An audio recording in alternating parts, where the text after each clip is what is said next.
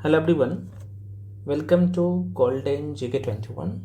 Friends finally अगला test लेके आ चुका हूँ आप लोगों के बीच और ये टेस्ट नंबर है 15 नंबर का टेस्ट है। इससे पहले मैं आपको 1 से लेके टेस्ट नंबर 14 तक 14 टेस्ट तक जो है मैं करवा चुका हूँ। नहीं दिए हैं जाके ज़रूर देख लीजिए, चूँकि सारे क्वेश्चंस वही है जो आपके पेपर में जिस टॉपिक से क्वेश्चन उठाकर सेट किया जाता है उसी टॉपिक से क्वेश्चन उठा के डाला गया है और यही कारण है कि मैक्सिमम क्वेश्चन आपको देखने को मिलता है। और ध्यान रखें, मैं ये चीज़ बार बार बोल रहा हूँ, उसका जो बुकलेट है प्रिंट आउट करवा के, है ना, और उसका कंप्लीट एनालिसिस जरूर करिए, है ना। उसमें डिटेल एक्सप्लेनेशन के साथ सारी चीज़ें दिया गया है, मल्टीपल टाइम उसको रिवीजन कर लीजिए। ठीक है फ्रेंड्स, तो 1 से लेके 14 टेस्ट तक मैं करवा दिया हूँ। 1 to 14 टेस्ट हो गया है, ये 15 नंबर का टेस्ट है। ठीक है, चलिए, और आप लोग क्या करिएगा, सभी लोग टेलीग्राम जाके ज्वाइन कर लीजिए। बहुत सारे PDF फ्री में आपको प्रोवाइड करवाया जाता है टेलीग्राम पे, और लिंक मैं इसी वीडियो के डिस्क्रिप्शन बॉक्स में दे चुका हूँ, तो आप आराम से जाके ज्वाइन कर सकते हैं, सब कुछ फ्री है। चलिए, वीडियो को लाइक कर दीजिए, चैनल को सब्सक्राइब कर लीजिए। बहुत सारे लोग क्या करते हैं, वीडियो देख लेते हैं, चैनल को सब्सक्राइब नहीं करते हैं, तो कहीं ना कहीं सही नहीं है ना। आपका भी दायित्व बनता है कि भाई आप भी कुछ करें, हम आपके लिए इतना कर रहे हैं। तो फ्रेंड्स, पहला क्वेश्चन, अच्छा, ये जो टेस्ट है इसमें जो आपका कट ऑफ है, जो कि आप सबको पता है कि इस बार का जो क्वेश्चन पेपर में शेड किया हूँ बहुत अच्छा क्वेश्चन है, तो लगभग 65 100 क्वेश्चन में नेगेटिव काट के 1/3 नेगेटिव काट के 65 मार्क्स ला रहे हैं, तो आपका सेफ स्कोर है इस टेस्ट में। ठीक है ना। चलिए, तो फ्रेंड्स, पहला क्वेश्चन आपके सामने क्वेश्चन है कि प्लासी के युद्ध के पश्चात किसको बिहार प्रांत का उप दीवान नियुक्त किया गया था। तो बिल्कुल इसका जो आंसर हो जाएगा, ए इज द राइट आंसर, राजा शिताब राय को। अब यहाँ पे हम लोग कुछ चीज़ें देख लेते हैं कि प्लासी की जो लड़ाई हुई थी किसके बीच में, कहाँ पे हुआ था, है ना, और दोनों तरफ से जो है, अंग्रेज की तरफ से और बंगाल के नवाब जो है ना उसकी तरफ से, इसका नेतृत्व कौन कर रहा था। मन में तो क्वेश्चन आएगा। तो पहली बात ये है बंगाल वाला एरिया, और यहीं पे जगह है प्लासी। यहीं पे एक डेट ध्यान रख लीजिएगा, और ये डेट है 23 जून 1757 ईस्वी की बात है। और यह जो युद्ध होता है किसके बीच में यह लड़ाई होता है, तो बंगाल के नवाब सिराजुद्दौला वर्सेस अंग्रेज की तरफ से जो नेतृत्व कर रहा था लॉर्ड क्लाइव, है ना, क्लाइव के बीच में होता है। जीत किसका होता है भाई, अंग्रेजी सेना जीत जाते हैं क्लाइव के नेतृत्व में, और ये जो है सिराजुद्दौला हार जाता है। और हारने का जो मुख्य कारण है, सिराजुद्दौला के जो युद्ध को जो हराने वाले व्यक्ति बोल सकते हो, है ना, एक व्यक्ति का नाम था, ध्यान रखना, मीर जाफर, और दूसरा व्यक्ति था भाई, इसका नाम था राय दुर्लभ, है ना, राय दुर्लभ। चूंकि यहाँ पे होता ये है कि ये जो प्लासी का युद्ध होता है 23 जून 1757 ईस्वी में सिराजुद्दौला और क्लाइव की सेना के बीच में, है ना, सिराजुद्दौला की सेना और क्लाइव की सेना के बीच में। तो यहाँ पे देखा जाए तो लगभग इनके 29 सेना यहाँ पे मारे गए थे, लेकिन इनका लगभग देखा जाए सिराजुद्दौला का 500 प्लस जो है ना, सैनिक मारे गए थे। और जो सैनिक की बड़ी टुकड़ी थी मीर जाफर और राय दुर्लभ का, है ना, वो हिस्सा नहीं लिया, अंग्रेज को ये इन्होंने साथ दे दिया, तो विश्वासघात किया सिराजुद्दौला के साथ, और यही कारण है कि यह युद्ध हार जाते हैं। और यही मीर जाफर का बेटा है, इनका नाम आप सबको पता है, मीरान नाम है ना, इसका नाम है मीरान, और इनके आदेश पर सिराजुद्दौला को जो है यहाँ पे मार दिया जाता है ना, पकड़ कर जो है हत्या कर दिया जाता है। तो बस यहाँ से 2-3 पॉइंट्स आपके एग्जाम के लिए डिमांड जो है उसके लिए मैं आपको बता, ठीक है। बाकी चीज़ें मैं ऑलरेडी बहुत कायदे से पढ़ा चुका हूँ, और मॉडर्न हिस्ट्री वाला जो सेक्शन है उसमें, है ना, जो लोग बैच में होंगे, फाउंडेशन बैच में, शॉर्ट नोट्स सारी चीज़ें आपको प्रोवाइड करवा दिया हूँ। खैर, अगला प्रश्न फ्रेंड्स आप लोगों के बीच में क्वेश्चन है कि बक्सर के युद्ध में अंग्रेजी सेना का नेतृत्व बक्सर के युद्ध में अंग्रेजी सेना किसके नेतृत्व में लड़ी थी, ये पूछ रहा है। तो क्वेश्चन आसान है, आप सभी लोग जानते हैं। हेक्टर मुनरो का नाम आपने जरूर सुना होगा। तो बक्सर की युद्ध कब होता है भाई, तो ये भी ध्यान रखिएगा, बक्सर का युद्ध से भी प्रश्न पूछ लेते हैं। तो बक्सर का युद्ध जो होता है ये बिहार के बक्सर जिला में है ना। और मैं थोड़ा सा मैप बना दूँ, चलो बिहार का मैप देख लो, क्योंकि ऐसे क्वेश्चन भर भर के पूछे जाते हैं, ठीक है ना। यहीं पे बक्सर जिला है और यहीं पे बक्सर का युद्ध होता है, और यह युद्ध होता है 22 अक्टूबर 1764 ईस्वी, आप सभी लोग जानते हैं। तो यह युद्ध हुआ था इसी तिथि को। तो हेक्टर मुनरो जो है अंग्रेजी सेना का नेतृत्व किया था। अब देखो बक्सर का युद्ध निर्णायक क्यों था, तो यहाँ पे देखो एक तरफ से देखा जाए तो कह सकते हो कि भारत के 3 नवाब बोल सकते हो। एक तो मीर कासिम जो कि अंग्रेज से बार बार पराजित हो रहे थे, तब भाग के जाता है अवध। और तो एक तो बंगाल के कह सकते हो कि जिसे पद से हटा दिया गया था, तो मीर कासिम, तो यहाँ पे लिख देता हूँ, ठीक है। तो एक तरफ जो है संयुक्त सेना था, संयुक्त सेना वर्सेस हेक्टर मुनरो की सेना, है ना। मुनरो की सेना के बीच में होता है। यहाँ पे जो संयुक्त सेना थी, तो व्यक्ति का नाम ध्यान रखना, एक तो मीर कासिम,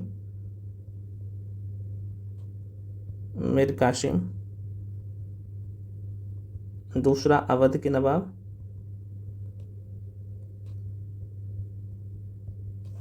अवध के नवाब का नाम था सुजाउद्दौला, नाम ही लिख देता हूँ, है ना, सुजाउद्दौला। और तीसरे व्यक्ति थे मुगल बादशाह शाह आलम द्वितीय। इनके संयुक्त सेना, और देखा जाए तो लगभग कहा जा रहा है कि 40,000 से लेके 60,000 के बीच में इनकी सेना थे। वहीं अंग्रेजी सेना जिनका नेतृत्व हेक्टर मुनरो कर रहा था, लगभग 7,000 के आसपास में इनकी सेना थी। और ये युद्ध तो मैं आपको बता ही दिया हूँ कि ये ध्यान रख लेना, 22 अक्टूबर की बात है, 1764 ईस्वी में होता है, बिहार के बक्सर जिला में, है ना। बिहार के बक्सर में आपको पता होना चाहिए। तो दोनों के बीच में भिड़ंत होता है और जीत जाते हैं इनकी सेना, हेक्टर मुनरो। इसके बाद इलाहाबाद की 2 संधि होता है, बहुत पूछता है। इलाहाबाद का प्रथम संधि, द्वितीय संधि, इससे पिछले वाले टेस्ट में करवा दिया हूँ। तो आप लोग कमेंट सेक्शन में बताइएगा कि इलाहाबाद का प्रथम संधि कब हुआ था और द्वितीय संधि कब हुआ था और किसके किसके बीच में हुआ था, आप लोग जरूर लिख के बताइएगा। तो ये जो बक्सर का युद्ध होता है, तो इसमें ये जीत जाते हैं भैया अंग्रेज, है ना, और इनकी संयुक्त सेना हार जाते हैं। चलिए आगे बढ़ जाते हैं अगले क्वेश्चन पे। नेक्स्ट क्वेश्चन है कि वह पहला भारतीय कौन था जो हाउस ऑफ कॉमन्स का जो है सदस्य बना था। तो बिल्कुल जो लोग आंसर टिक कर रहे हो, डी दादा भाई नौरोजी, बिल्कुल सही है। चूँकि दादा भाई नौरोजी के बारे में मैं बात कर लूँ तो इन्होंने कब, तो 1892 ईस्वी में, है ना, हाउस ऑफ कॉमन्स का सदस्य बने और वहाँ पर आम चुनाव जीत भी गए थे, ठीक है ना। नेक्स्ट है, किस अधिनियम के द्वारा अंग्रेजों ने घोषणा की कि भारत में अधिकारियों की नियुक्ति में राष्ट्रीयता और रंग के आधार पर भेदभाव नहीं होगा। कौन से अधिनियम में यह प्रावधान किया गया है मेरे भाई, तो बिल्कुल चार्टर अधिनियम 1833 में। बहुत पूछता है ये क्वेश्चन। तो यहाँ से और क्या क्या प्रश्न बनते हैं यहाँ से देख लीजिएगा। 1833 ईस्वी का जो है चार्टर अधिनियम बहुत ही महत्वपूर्ण है, चार्टर अधिनियम, ठीक है ना। इसमें क्या क्या प्रावधान किया गया, तो भाई इसमें बंगाल के गवर्नर जनरल को ध्यान रख लीजिएगा, बंगाल के गवर्नर जनरल को अब बोल दिया कि भाई बंगाल की जगह पे ये भारत का क्या होगा, भारत का गवर्नर जनरल होगा, ठीक है, नाम बदल दिया। उसके बाद बोल दिया कि भाई दास प्रथा को गैरकानूनी घोषित किया जा रहा है आज से, है ना। तो ये भी प्रावधान 1833 ईस्वी के चार्टर एक्ट के तहत किया गया था। और क्या किया गया था भाई, और ये किया गया था कि चाय तथा चीन के साथ व्यापार करने के कंपनी का अधिकार को समाप्त कर दिया। चाय और चीन के साथ व्यापार करने के कंपनी का जो अधिकार था उनको समाप्त कर दिया। तो ये 2-3 लाइन यहाँ से खूब पूछता है। गवर्नर जनरल के परिषद में चौथे सदस्य, जिसे हम लोग विधि विशेषज्ञ के रूप में जानते हैं, तो उनका बढ़ावा इसी अधिनियम के तहत दिया गया। तो ये कुछ की पॉइंट था, आपको ध्यान रखना है। चलो बढ़ जाते हैं अगले प्रश्न पे। नेक्स्ट है कि 1760 का जो है प्रसिद्ध बांडेवाश का युद्ध अंग्रेजों द्वारा किसके खिलाफ लड़ा गया। तो बांडेवाश का जो युद्ध होता है भाई 1760 ईस्वी में, आप सबको तो पता ही है।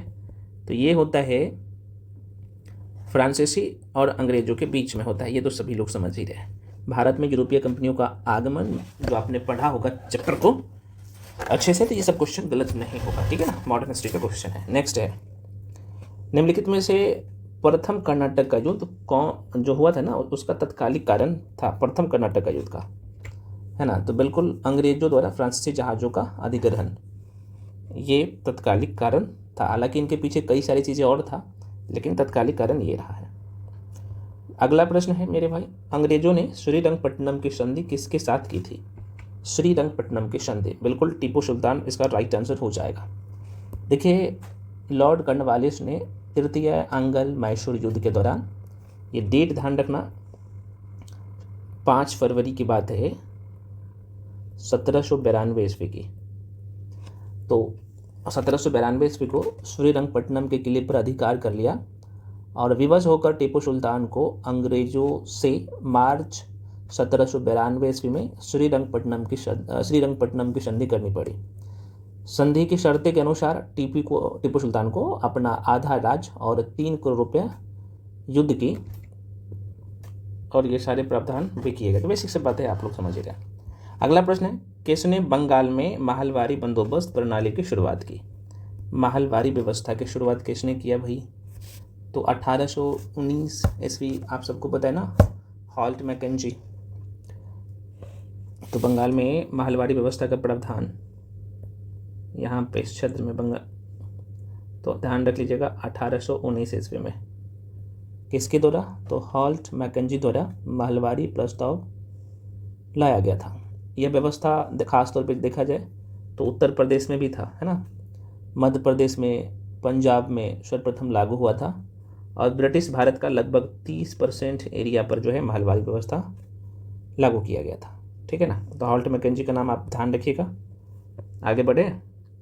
अगला प्रश्न है मेरे भाई, किसने कहा था 1857 की घटना प्रारंभ धर्म के संघर्ष के रूप में हुआ था और उस घटना का अंत स्वतंत्रता संग्राम के रूप में हुआ। बहुत अच्छा लाइन है, और यह कहा था डॉक्टर S.N. सेन ने, ठीक। चलिए नेक्स्ट है, पुस्तक इंडिया डिवाइडेड किनके द्वारा जो है लिखी गई पुस्तक है भाई, तो डॉक्टर राजेंद्र प्रसाद के द्वारा। इंडिया डिवाइडेड पुस्तक का जो लेखक है डॉक्टर राजेंद्र प्रसाद है। अबुल कलाम आज़ाद ने इंडिया विंस फ्रीडम, बहुत पूछता है कि इंडिया विंस फ्रीडम किसने लिखा, तो अबुल कलाम आज़ाद, है ना। ये छोटे छोटे क्वेश्चन बहुत पूछता है। नेक्स्ट है भाई, पैडोलॉजी किस विज्ञान या फिर किस वैज्ञानिक अध्ययन से संबंधित है। तो देखो नाम से ही पता चल रहा होगा पैडोलॉजी, तो इसमें किसका अध्ययन होगा, मिट्टी का या मृदा बोल सकते हो, है ना। तो इसका अध्ययन होता है इसमें। आगे बढ़े। नेक्स्ट है, किसमें परिवर्तन के कारण रंध्र खुलते या बंद होते हैं। बायोलॉजी का क्वेश्चन है, 9th क्लास की NCERT की। तो बहुत कायदे से पिछले वाले टेस्ट में ही हम लोग डिटेल में समझ चुके हैं इस क्वेश्चन के बारे में। तो कोशिका में पानी की मात्रा में परिवर्तन के कारण जो रंध्र को इंग्लिश में एस्टोमेटा कहते हैं, तो एस्टोमेटा का खुलना और बंद होना, दोबारा सुनिए, कई बार क्वेश्चन पूछ लेता है कि भाई एस्टोमेटा मतलब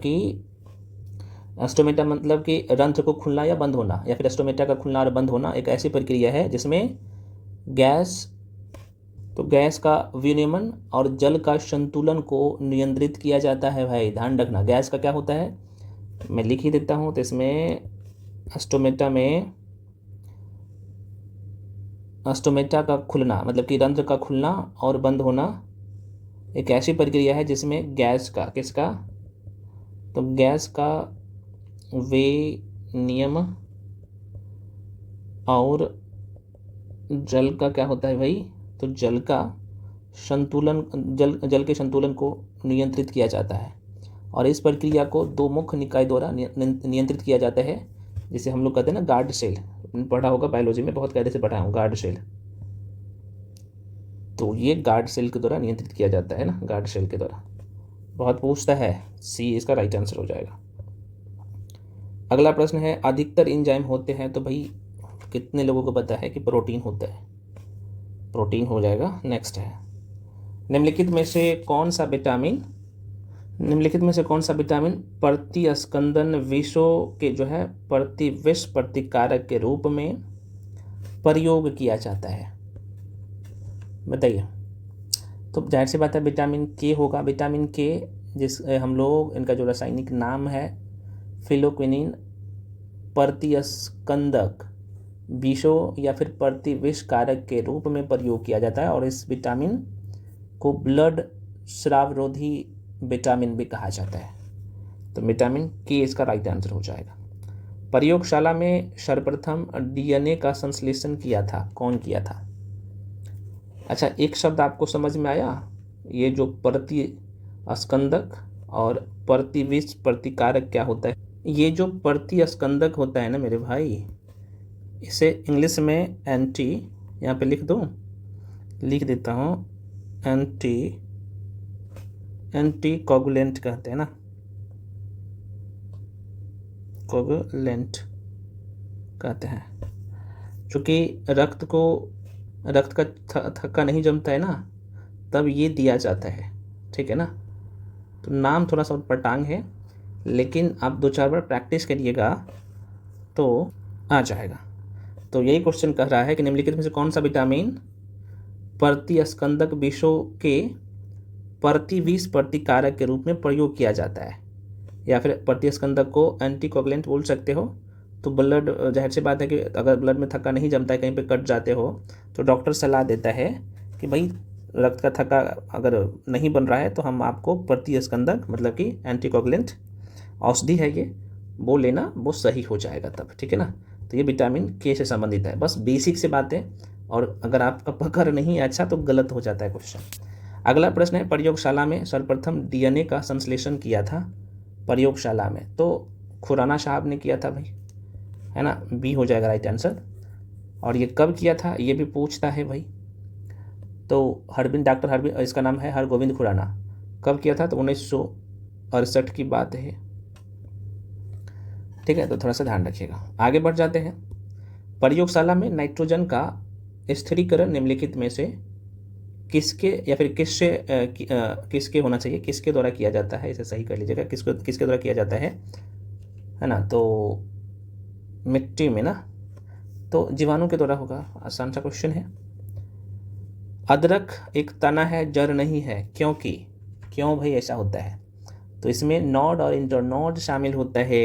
ये टेस्ट में, पिछले वाले टेस्ट जो हम लोग किए हैं वहाँ पे भी किए हैं, है ना। तो थोड़ा सा ध्यान रखिएगा। आगे बढ़ जाए। लीवर हो गया और मांसपेशियाँ, है ना, आप देख सकते हो। यकृत और मांसपेशियों में ऊर्जा जमा होता है किस रूप में, ये पूछ रहा है। तो ये ग्लाइकोजेन के रूप में स्टोर होता है, ठीक है, ग्लाइकोजेन के रूप में। अगला क्वेश्चन है कि डॉक्टरी मृत्यु घोषणा होती है जब, किस कंडीशन में घोषणा करता है? तो जाहिर सी बात है, नाड़ी बंद हो गया, हृदय की गति बंद हो गई, आँख की पुतली स्थिर और फैल गई हो, और प्रकाश पड़ने पर कोई प्रतिक्रिया ना हो। तो आंसर क्या हो जाएगा? 1 से अधिक, है ना। ये तीनों स्टेटमेंट सही था। अभिक्रिया की दर बढ़ेगी किस कंडीशन में? तो अब यहाँ पे देखिएगा, बहुत अच्छा क्वेश्चन है। तो आंसर तो हो जाएगा निकाय का जो है दबाव बढ़ाने पर। अब आप कहिएगा सर इसका मतलब क्या हुआ, थोड़ा सा समझा दीजिए। तो मैंने क्या बोला, अभिकारक की दर बढ़ेगी। तो देखो, रासायनिक अभिक्रिया में या फिर अभिक्रिया की दर से तात्पर्य होता है कि रासायनिक अभिक्रिया में किसी अभिकारक या उत्पाद की मात्रा कितनी धीमी या तेजी से बदल रही है। तो ये दबाव बढ़ाने पर अभिक्रिया की दर बढ़ती है। कई बार ये प्रश्न पूछता है ना। तो ये थोड़ा सा ध्यान रखना। तो आंसर क्या होगा? निकाय का दबाव बढ़ाने पर। अगला प्रश्न है, निम्नलिखित में से कौन सा रसायन भारत के स्वतंत्रता संघर्ष का एक महत्वपूर्ण प्रतीक है। बहुत अच्छा क्वेश्चन है। तो सोडियम क्लोराइड, देखो सोडियम क्लोराइड एक अकार्बनिक यौगिक है जिसमें नमक या जिसे हम लोग नमक या साधारण नमक कहते हैं। तो सन 1930 की बात है, ध्यान पे आया। डांडी मार्च, जिसे नमक सत्याग्रह या डांडी सत्याग्रह के रूप में जाना जाता है, तो यह अंग्रेज सरकार के जो है नमक के ऊपर कर लगाने के कानून के विरुद्ध किया गया सविनय कानून भंग कार्यक्रम था। तो आप देख सकते हो इसमें क्या किया, तो सोडियम क्लोराइड का हम लोग प्रयोग किए। आगे बढ़ जाते हैं। प्रेशर कुकर में खाना पकाने में कम समय लगता है, किस कारण से? तो यह पानी की क्वथनांक को बढ़ाता है, और जाहिर सी बात है पानी की क्वथनांक बढ़ेगी तो खाना जल्दी पकेगी। तो यही कारण होता है कुकर में जल्दी खाना पक जाता है। हीरा अपरूप है, किसका है भाई? तो आप कहिएगा सर कार्बन का। बिल्कुल सही है। निम्नलिखित में जो है किस में कार्बन नहीं है? कार्बन नहीं है ना? तो देखो हीरा में ऑलरेडी है कार्बन, ग्रेफाइट में भी है, कोयला में भी है, तो आंसर इनमें से कोई नहीं हो जाएगा। अम्ल धातु कार्बोनेट से अभिक्रिया कर मुक्त करते हैं, क्या मुक्त करते हैं भाई? यहाँ पे होना चाहिए मुक्त करते हैं डाइस गैस। कौन सा गैस को मुक्त करते हैं? तो ये CO2 को अम्ल धातु कार्बोनेट से अभिक्रिया कर कार्बन डाइऑक्साइड मुक्त करते हैं, CO2 को मुक्त करते हैं। ठीक है, तो बी आंसर सही हो जाएगा। भौतिक परिवर्तन एक उदाहरण है। मैंने आपको बहुत कायदे से बोला हूँ कि भौतिक परिवर्तन और रासायनिक परिवर्तन में जो मिल जाए, भौतिक परिवर्तन ना मिले रासायनिक परिवर्तन। अब बताइए इसका आंसर क्या होगा? तो पानी में चीनी का घुलना भौतिक परिवर्तन है भाई। विद्युत शक्ति की इकाई बता दो, क्या होगा विद्युत शक्ति की इकाई? वाट होता है, बिल्कुल। नेक्स्ट है अति सूक्ष्म वस्तुओं को देखने के लिए प्रयोग किया जाने वाला प्रकाशिक उपकरण है, कौन सा है भाई? तो माइक्रोस्कोप है। माइक्रोस्कोप से हम लोग देखते हैं ना। सबसे ज़्यादा श्यानता होती है, श्यानता होती है किसमें? शहद में। नेक्स्ट क्वेश्चन है कि वॉशिंग मशीन का कार्यकारी सिद्धांत क्या है? बताइए फ्रेंड्स, क्या हो जाएगा? बिल्कुल सी हो जाएगा। ये अपकेंद्री बल है इसका। तो वॉशिंग मशीन का कार्य सिद्धांत अपकेंद्रन बल पर आधारित है। अपकेंद्रन बल वह बल होता है जिसके कारण किसी गतिशील वस्तु में केंद्र से दूर भागने की प्रवृत्ति होती है, और यह एक आभासी बल होता है। अब थोड़ा सा ध्यान रखना, अपकेंद्रन बल या फिर अपकेंद्री बल जो अभिकेंद्री बल के समान विपरीत दिशा में कार्य करता है ना। तो ये तो ठीक है, आपने देख लिया, लेकिन प्रश्न पूछता है कि क्रीम निकालने वाला मशीन, ड्राई क्लीनर, है ना, तो ये सब का सब किसका उदाहरण है? तो ये अपकेंद्री बल का उदाहरण है। अगला प्रश्न है दंड चुंबक के केंद्र में चुंबकत्व होता है, कौन सा? तो ये शून्य होता है मेरे भाई, ध्यान रखना। जब ध्वनि तरंगे के रूप में चलती है तो क्या होता है? तो जब ध्वनि तरंग के रूप में, जब ध्वनि ना तरंग के रूप में चलती है तो क्या होता है? तो माध्यम का जो कण होता है ना, अपनी औसत स्थिति को छोड़े बिना ऊर्जा को रूपांतरित करते हैं। तो इतना ध्यान रखिएगा, आंसर हो जाएगा डी।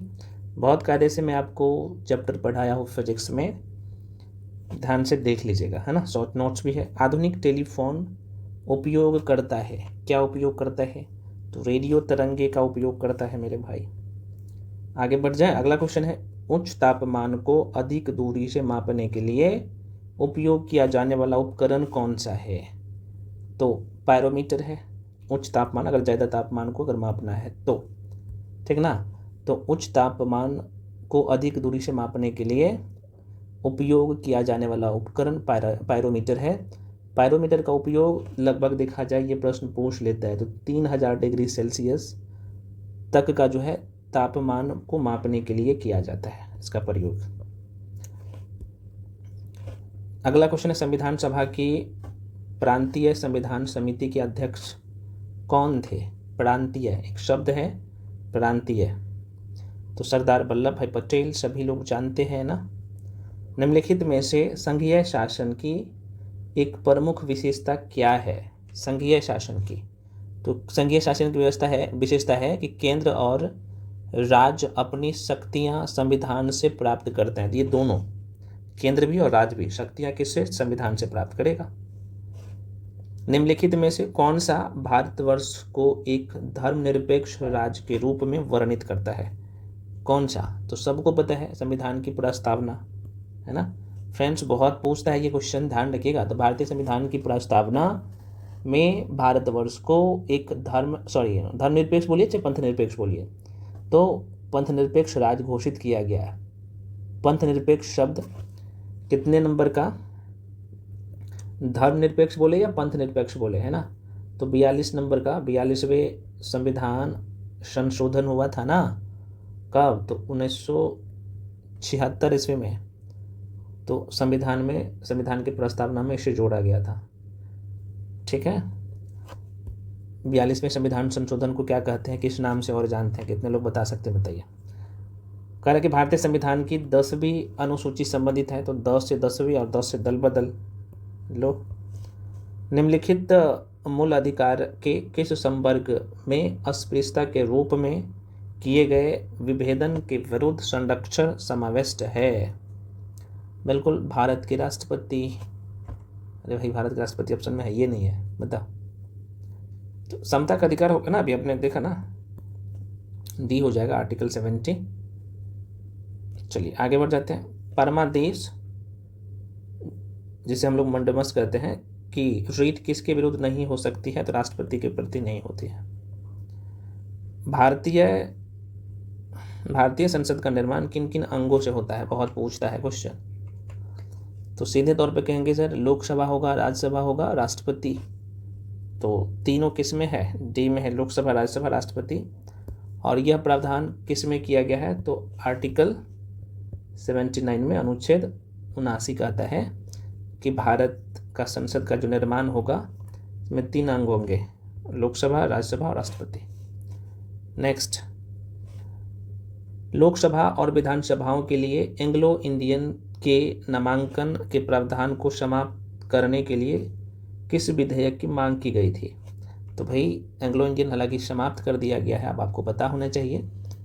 तो इसका आंसर बी हो जाएगा, संविधान संशोधन 126वां संविधान संशोधक विधेयक 2019 में लाया गया था। ठीक है ना, तो आंसर बी टिक कर लीजिएगा, 126 नंबर का।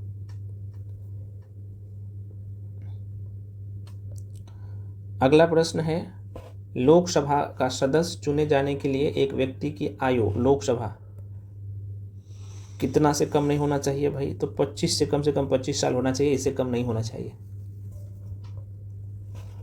अभी मैथिली ठाकुर आप सबको पता है विधानसभा के जो के लिए निर्वाचित हुई है ना, सबसे कम एज की। अगला क्वेश्चन है भाई, संघीय मंत्रिपरिषद के मंत्री उत्तरदायी होते हैं किसके प्रति? तो केवल लोकसभा के प्रति उत्तरदायी होता है। ऐसे क्वेश्चन इसलिए जानबूझ के लिए पूछा जाता है। केंद्र शासित प्रदेश के मुख्यमंत्री, जहां पर इस तरह का प्रावधान है कि किसके द्वारा नियुक्त किए जाते हैं। अब देखो, अच्छा क्वेश्चन है, तो राष्ट्रपति के द्वारा नियुक्त किए जाते हैं उन्हें, तो ये ध्यान रखना, क्योंकि अनुच्छेद 239 कहता है, या फिर अनुच्छेद 239 के तहत केंद्र शासित प्रदेश के मुख्यमंत्री की नियुक्ति राष्ट्रपति करेगा और अन्य मंत्रियों की नियुक्ति राष्ट्रपति मुख्यमंत्री की सलाह पर करेगा। बहुत पूछता है। और भारतीय संविधान के भाग 8 में अगर भाग पूछा जाए तो भाग 8 में अनुच्छेद 239 से 242 के अंतर्गत किया गया है। इसके अनुच्छेद 239 राज्य क्षेत्रों के प्रशासन के बारे में है। अगला प्रश्न है मेरे भाई, न्यायिक पुनरावलोकन का अर्थ है कि उच्चतम न्यायालय किसी भी राज्य के कानून को अवैध घोषित कर सकता है। ठीक है, तो आंसर देख लो, डी हो जाएगा। आगे बढ़े। एक पंचायत समिति किस स्तर पर एक पंचायती राज संरचना का संचालन करती है? तो बता सकते हैं आप लोग? देखते हैं कितने लोग बताते हैं। ब्लॉक स्तरीय निकाय, बिल्कुल सही टिक कर रहे हो आप लोग। ये अनुच्छेद 243B में प्रावधान है। आगे बढ़े। भारतीय संविधान के निम्नलिखित अनुच्छेद में कौन सा राज्य की विधान सभाओं के निर्वाचन का प्रावधान प्रस्तुत करता है। और मेरे भाई अभी न्यूज़ में था, ध्यान में रखिएगा। तो आंसर ए हो जाएगा अनुच्छेद 170। संविधान के, भारतीय संविधान के अनुच्छेद 170 यह उपबंध करता है कि अनुच्छेद 333 के उपबंधों के अधीन रहते हुए प्रत्येक राज्य की विधानसभा उस राज्य में प्रादेशिक निर्वाचन क्षेत्रों से प्रत्यक्ष निर्वाचन द्वारा चुने हुए 500 से अनअधिक 800 से अन्यून, 500 से अधिक और 500 से कम नहीं होना चाहिए और 800 से अधिक नहीं होना चाहिए। तो इससे मिलकर बनेगा। बहुत पूछता है भाई मेरे भाई, बहुत कायदे से ये सब मैं पढ़ा चुका हूँ बार बार हमें। अगला प्रश्न है, और अलग अलग जनसंख्या के हिसाब से ये प्रावधान किया गया है। भारत में महिलाओं के लिए किस राजनीतिक संस्था में स्थान आरक्षित है? कितने लोग बता सकते हो? बिल्कुल पंचायती राज में। तो देखो फ्रेंड्स, ये जो क्वेश्चन है बहुत ही महत्वपूर्ण है। 73वें संविधान संशोधन अधिनियम 1992 ईस्वी में, 1992 ईस्वी द्वारा पंचायती राज व्यवस्था में या फिर पंचायती राज व्यवस्था को न केवल नई दिशा प्रदान की गई बल्कि अनुच्छेद 243 घ के अधीन महिलाओं की पंचायतों में कितना, तो 33% आरक्षण प्रदान कर उनकी सहभागिता बनने का अवसर प्रदान किया, जिससे देश के सामाजिक एवं राजनीतिक जीवन में संतुलन आए।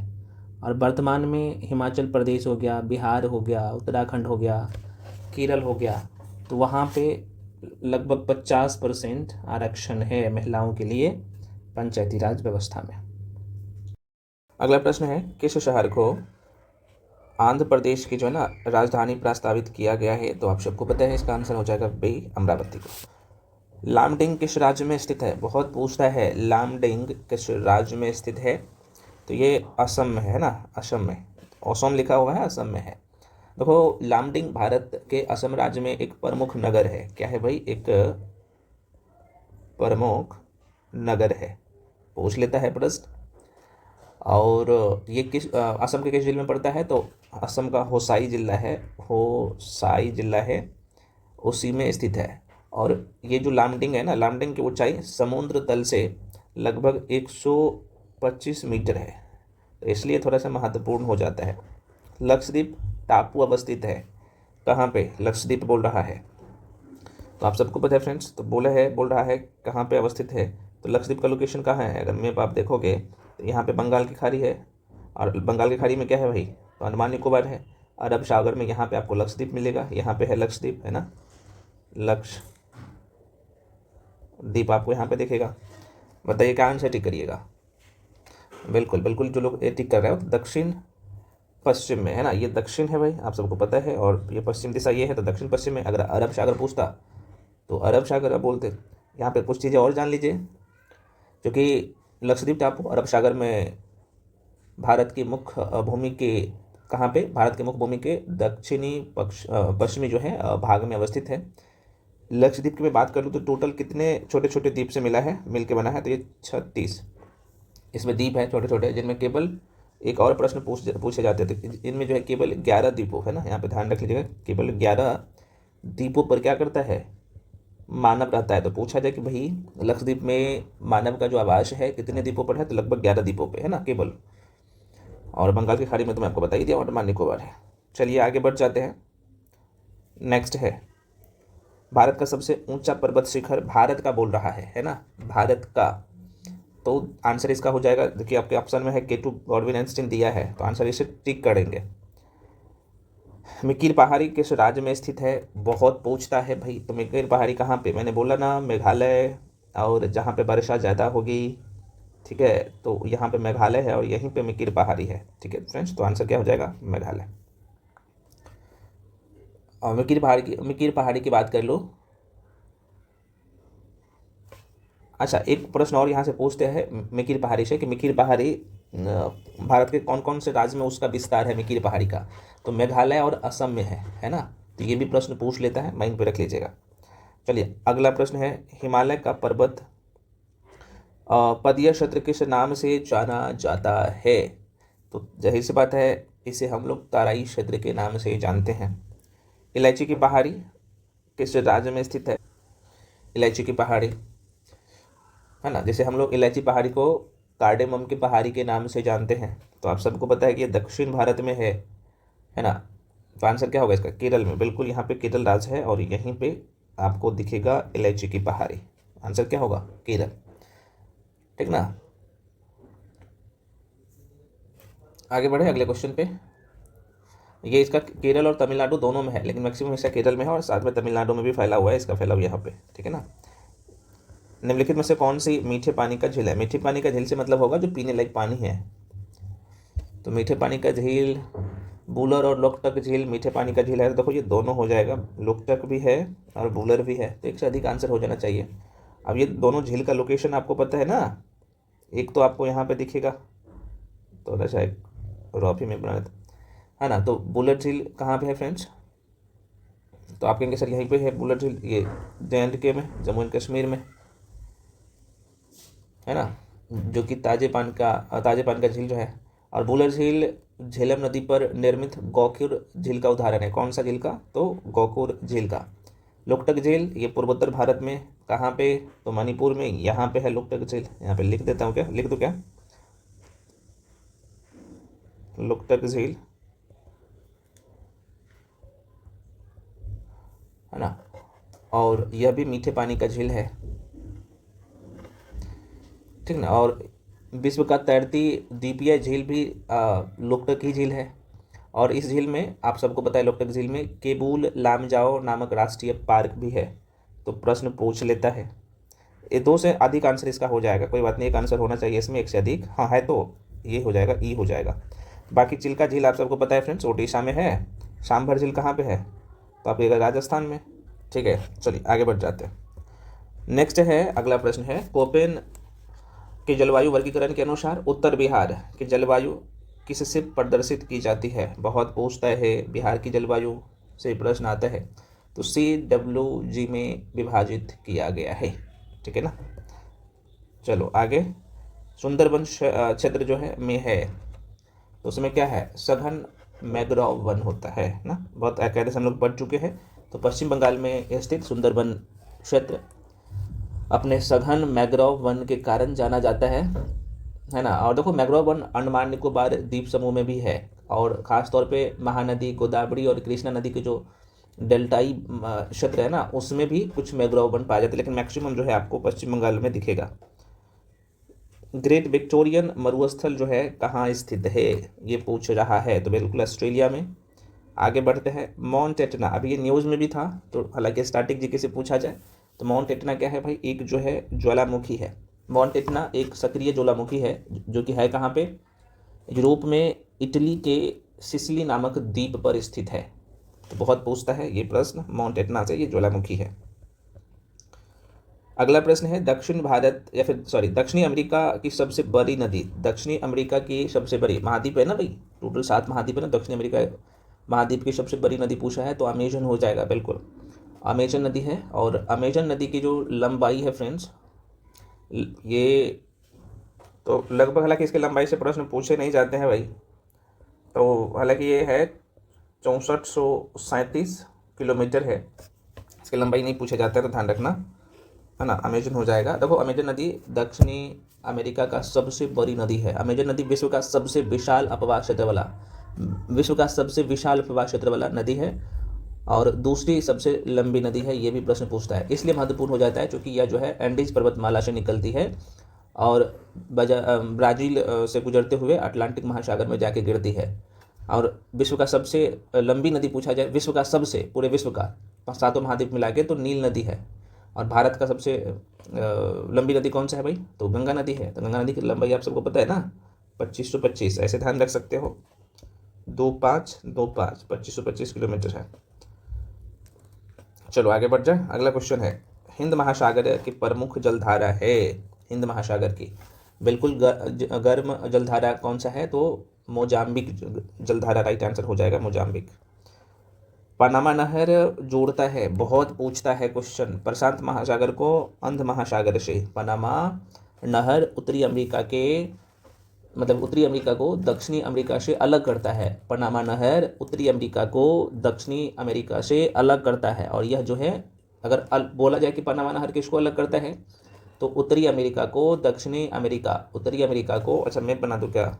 देखो यहाँ पे आपको उत्तरी अमेरिका महाद्वीप दिखेगा और यहीं पे पनामा नहर दिखेगा और यहीं पे जो है आपको दक्षिणी अमेरिका महाद्वीप दिखेगा। यहाँ पे ये उत्तरी है और ये दक्षिणी और यहीं पे पनामा नहर दिखेगा। ठीक है, तो प्रश्न पूछेगा कि कौन से दो महाद्वीप को पनामा नहर अलग करती है? तो उत्तरी को दक्षिणी को से या दक्षिणी अमेरिका महाद्वीप को उत्तरी अमेरिका महाद्वीप को। ठीक है, लेकिन आपसे प्रश्न पूछा है जोड़ता किसको है? तो ध्यान रखना यह जो है अटलांटिक महासागर से, अटलांटिक महासागर, यह अटलांटिक महासागर से प्रशांत महासागर को मिलाती है। अटलांटिक महासागर से जो है प्रशांत महासागर को मिलाती है और इसके दोनों सिरों पर कोलन है ना, मतलब अटलांटिक महासागर और पनामा बंदरगाह स्थित है। ये प्रश्न पूछता है। स्वेज नहर की बात कर ले तो लाल सागर और भूमध्य सागर को जोड़ता है स्वेज नहर। इस तरह का क्वेश्चन बहुत पूछता है, तो आंसर इसका बी हो जाएगा। आगे बढ़े, चलिए अगला प्रश्न है, नालंदा ताम्रलेख में किस गुप्त शासक को प्रणब भागवत कहा गया? तो बिल्कुल आंसर सही हो जाएगा, समुद्रगुप्त। नेक्स्ट है, किस वंश ने सबसे अधिक समय तक शासन किया? ऑप्शन के हिसाब से बता दो भाई। तो आप सबको पता है कि गुप्त ने। देखो यहाँ पे अगर मैं बात कर लूँ तो गुप्त का जो है समय काल की बात कर ले, ये जो शासन व्यवस्था को चलाया था तो ये 275 से लेके 550 ईस्वी तक, तो ये थोड़ा सा ध्यान रखिएगा। अगला क्वेश्चन है, विक्रमशिला विश्वविद्यालय किनके द्वारा स्थापित किया गया था? विक्रमशिला विश्वविद्यालय, तो यह आंसर हो जाएगा धर्मपाल के द्वारा। चोल वंश के संस्थापक कौन था? चोल वंश का, तो ये इसका नाम ही है विजयालय। अब यहाँ पे थोड़ा सा देख लो, चोल वंश के बारे में चर्चा कर लेता हूँ, इंपॉर्टेंट है। तो इनका जो समय काल था 850 ईस्वी से 871 ईस्वी था और इसकी राजधानी, चोल की राजधानी कहाँ थी भाई? तो तंजावुर या तंजौर बोल सकते हो, है ना, तंजौर या तंजावुर, है ना। तो ये भी ध्यान रखिएगा, प्रश्न पूछ लेता है। अगला है क्वेश्चन कि पृथ्वीराज रासो के लेखक कौन है? चंद्रबरदाई, बिल्कुल सही, आप टिक किए हो। आंसर क्या होगा? चंद्रबरदाई। एक देश की आय है भाई, क्या है एक देश की आय? तो भाई उस देश की सभी निवासियों का आय, बिल्कुल ये सही हो जाएगा। तो उस देश की सभी निवासियों की आय। भारत की साक्षरता दर है, यह पूछ रहा है, भारत की साक्षरता दर है। तो आपको मैं बता दूं 7 वर्ष, इस लाइन को देखिएगा, 7 वर्ष और उससे अधिक आयु के साक्षर जनसंख्या का अनुपात। गैर नवीकरणीय साधन क्या है भाई, बता सकते हैं ना आप लोग? जो कुछ वर्षों के प्रयोग के पश्चात समाप्त हो जाता है ना, उसे हम लोग क्या कहते हैं? गैर नवीकरणीय साधन। तो सीधे तौर पे आप बोल सकते हो कि गैर नवीकरणीय साधन वो है जो कुछ ही वर्षों के प्रयोग के पश्चात समाप्त हो जाता है और इन साधनों का धरती पर एक निश्चित भंडार है जो इनकी पुनः पूर्ति नहीं हो सकती है। अल्प बेरोजगारी तब होती है जब लोग अपना, जो इनकी जो लोगों की जो अपनी क्षमता होती है, तो अपनी क्षमता से काम कम कर रहा हो, ठीक है ना। तो आंसर क्या होगा? सही हो जाएगा। सेवा क्षेत्र में शामिल गतिविधियां है, सेवा क्षेत्र तो परिवहन है, संचार है, बैंकिंग है, ये सब है, आप सबको पता होना चाहिए। तो आंसर इसका सी हो जाएगा। निम्नलिखित में से किस स्थान पर सिक्कों की ढलाई नहीं होती है? ऑप्शन यहाँ पे देख लीजिए। तो सिक्कों की ढलाई कहाँ पर नहीं होती है मेरे भाई? तो देखो मुंबई, हैदराबाद, नोएडा तो हो जाएगा, लेकिन नासिक राइट आंसर नहीं होगा। तो भारत में सिक्कों की ढलाई का 4 टकसाल में की जाती है। 4 टकसाल है जहाँ पे सिक्का को ढाला जाता है। ये टकसाल कहाँ पे है? 4 टकसाल जरा सा देख लो। तो पहला ध्यान रख लेना मुंबई,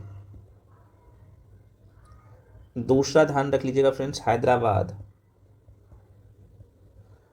तीसरा ध्यान रख लीजिएगा कोलकाता,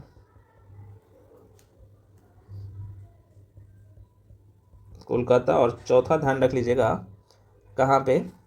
तो नोएडा, ठीक है। तो भारत में जो मुद्रा की ढलाई होती है ना, वो होता है मुंबई, हैदराबाद, कोलकाता और नोएडा। पैसा छपता कहाँ कहाँ पे है? तो ये ध्यान रख लीजिएगा नासिक, देवास, मैसूर और सालबोनी, ये प्रश्न पूछ लेता है, ध्यान रखना। भारत में 500 और 1000 रुपये के करेंसी नोटों को जो है अमान्य घोषित किया गया था। ये हालांकि पिछले साल का क्वेश्चन है, तो बिल्कुल ये 8 नवंबर 2016 की बात है भाई। किधर है आज, डी हो जाएगा। अगला प्रश्न है, वैश्वीकरण को परिभाषित किया गया है। वैश्वीकरण को परिभाषित किया गया है। वैश्वीकरण को परिभाषित किया गया है तो बहुराष्ट्रीय कंपनी के विदेशी व्यापार के रूप में और विदेशी निवेश के माध्यम से देशों के बीच एकीकरण के रूप में। तो आंसर इसका सी हो जाएगा, दोनों सही है। अगला प्रश्न है, सूचना एवं संचार प्रौद्योगिकी का उदाहरण नहीं है, ये पूछा है। तो स्पीड पोस्ट नहीं है, बाकी सब है। उपभोक्ता के रूप में लोगों द्वारा उपभोग की जाने वाली वस्तुएं होती है, बहुत पूछता है, तो ये अंतिम वस्तुएं होता है, आप सबको पता है। 24वां राष्ट्रीय वनवासी क्रीड़ा प्रतियोगिता कहाँ आयोजित किया गया? तो ये करंट अफेयर्स का क्वेश्चन है, तो आप सबको मैं बता दूं फ्रेंड्स, यह जो है रायपुर में है ना, छत्तीसगढ़ के रायपुर में, छत्तीसगढ़ के रायपुर में, ध्यान रखिएगा। अगला प्रश्न है कि हाल ही में किस फुटबॉल खिलाड़ी को संयुक्त राज्य अमेरिका के सर्वोच्च नागरिक सम्मान, जिसका नाम है प्रेसिडेंशियल मेडल ऑफ फ्रीडम, से सम्मानित किया गया? तो इसका नाम है लियोनेल मेसी। राइट आंसर हो जाएगा, आंसर ए हो जाएगा। अगला प्रश्न है, पीएम स्वनिधि योजना किस मंत्रालय द्वारा शुरू की गई है? तो कौन करता है, आप सबको पता है, आवास और शहरी मामलों का मंत्रालय द्वारा। माइकल मार्टिन को जनवरी 2025 में किस देश का प्रधानमंत्री चुना गया है मेरे भाई? तो यह जो है आयरलैंड, इसका राइट आंसर हो जाएगा। हाल ही में कौन जो है से 2 भारतीय शहर रामसर कन्वेंशन में जो है, या फिर कह सकते रामसर कन्वेंशन के तहत ये मिला था, मतलब कि मान्यता प्राप्त आर्द्रभूमि शहरों में शामिल हुए हैं? तो चूँकि उस समय न्यूज़ में था, आप लोगों को पता है। बिल्कुल, इंदौर और उदयपुर हो जाएगा राइट आंसर इसका, ठीक है ना। चलिए आगे बढ़ जाते हैं। प्रवासी भारतीय सम्मान पुरस्कार 2025 से सम्मानित क्रिस्टीन कार्ला कंगालू किस देश के राष्ट्रपति? बहुत अच्छा है, तो आंसर क्या होगा भाई, किस देश की राष्ट्रपति है? तो त्रिनाद और टोबैगो की है। किस राज्य सरकार ने भांग की नियंत्रित खेती के लिए एक पायलट परियोजना की मंजूरी दी है भाई? तो हिमाचल प्रदेश राइट आंसर होगा। माउंट तारानाकी जो खबरों में था, किस देश में स्थित है? तो न्यूजीलैंड में है। भारतीय रेलवे द्वारा हाल ही में विभिन्न रेलवे सेवाओं प्रदान करने के लिए लॉन्च किए गए एप्लीकेशन का नाम क्या है? बहुत इंपॉर्टेंट है, स्वारेल। बिल्कुल, जो लोग स्वारेल टिक कर रहे हैं सही है। आगे बढ़ जाते हैं दोस्त। ब्रिक्स युवा परिषद उद्यमिता कार्य समूह का बैठक 2025 का मेजबान कौन सा देश है? तो भाई भारत है, टिक कर लीजिएगा। ये 3 से 7 मार्च को किया गया है। नमस्ते योजना निम्नलिखित में से किस श्रमिक समूह से संबंधित है भाई? तो नमस्ते योजना निम्नलिखित में से किस श्रमिक समूह से संबंधित है? तो भाई स्वच्छता से, ठीक है ना। कौन सा राज्य विधानसभा में अनुवाद प्रणाली लागू करने वाला भारत का ये पहला राज्य बन गया है? तो उत्तर प्रदेश। ये है पिपारा वन्यजीव अभयारण्य। पिपारा वन्यजीव अभयारण्य किस राज्य में स्थित है? तो ये केरल राज्य में है। अखिल भारतीय ट्रांसजेंडर सम्मेलन 2025 का मेजबान कौन सा शहर है? तो ये अजमेर हो जाएगा, राजस्थान के अजमेर। फरवरी 2025 में महत्वपूर्ण खनिजों में सहयोग को बढ़ावा देने के लिए किन 2 देशों ने जो है ट्रस्ट पहल शुरू की है भाई? तो बिल्कुल भारत और संयुक्त राज्य अमेरिका राइट आंसर हो जाएगा। निम्नलिखित शब्दों में से हनुमान का पर्यायवाची शब्द, कुछ हिंदी का क्वेश्चन आ गया है, कोई बात नहीं, ठीक है। तो बिल्कुल इसका ए हो जाएगा। नहीं है ये बोल रहा है, तो राम भक्त नहीं है, बाकी सब है, आपको पता ही होगा। इनमें से कौन हाथी का समानार्थी शब्द नहीं है? तो कौन नहीं हो जाएगा हाथी का? तो बिल्कुल हस्त जो है ये नहीं है, बाकी सब है। जल प्राणपुत्र किस शब्द का ये अनेकार्थी शब्द है? ये पूछ दिया है भाई, तो आंसर हो जाएगा जीवन। अनिल, अनल शब्द युग्म सही अर्थ है, तो कितने लोग बता सकते हो इनका आंसर? बिल्कुल बी हो जाएगा, हवा आग हो जाएगा। अनिल का मतलब होता है हवा और अनल का मतलब होता है आग। लास्ट क्वेश्चन है, जिस पर आक्रमण किया गया हो वाक्यांश में उचित शब्द को आपको चुनना है। तो आक्रांता हो जाएगा इसका राइट आंसर, आक्रांत हो जाएगा सी। तो फ्रेंड्स आप लोग कमेंट सेक्शन में ज़रूर बताइएगा कि आपने कितना क्वेश्चन 100 में सही किया है। मिलते हैं अगले वीडियो में अगले टेस्ट के साथ। देखो जो आप लोग का जनरल एप्टीट्यूड का जो टेस्ट चल रहा था ना, वो कंटिन्यू चलेगा। जनरल एप्टीट्यूड में मैथ्स प्लस रीजनिंग दोनों है, तो कंटिन्यू अब चलेगी ये भी टेस्ट। मिलते हैं फ्रेंड्स अगले वीडियो में, तब तक के लिए जय हिंद।